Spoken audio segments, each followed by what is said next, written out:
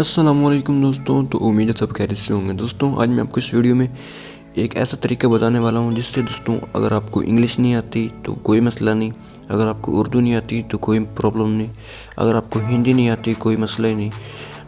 اگر آپ کسی براؤزر پہ کام کر رہے ہیں یا آپ کو کسی ویب سائٹ کی ضرورت ہے جس سے آپ اپنا کام کر سکتے ہیں اور وہ انگلش میں ہے یا ہندی میں ہے یا اردو میں ہے، دوستوں اس کو ٹرانسلیٹ کرنا بہت ہی آسان طریقہ ہے۔ تو چلتے ہیں موبائل کی اسکرین پہ۔ دوستوں آپ نے گوگل پہ آنا ہے، گوگل پہ آنے کے بعد آپ سمپلی جو ویب سائٹ آپ یعنی کہ پڑھنا چاہتے ہیں، جس کے آپ کو ضرورت ہے جس چیز کی، وہ آپ نے گوگل پہ سرچ کرنی۔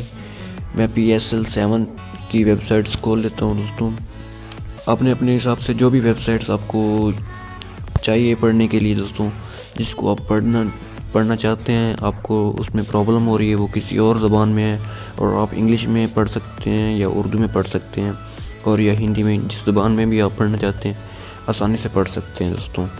دوستوں میں اسے سمپل اوپن کر لیتا ہوں ویب سائٹس کو۔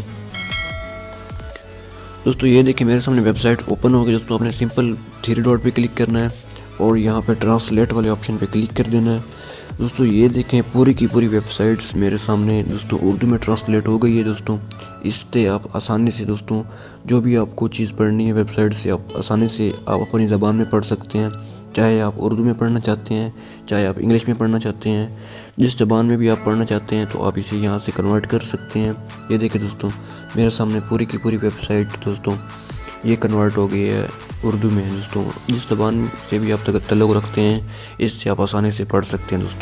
دوستوں اگر ویڈیو اچھی لگے تو ویڈیو کو لائک کر دینا اور ایسی مزید ویڈیو دیکھنے کے لیے ہمارے چینل کو سبسکرائب کر دینا۔ دوستوں ملتے ہیں اگلی ویڈیو میں، تب تک کے لیے اللہ حافظ۔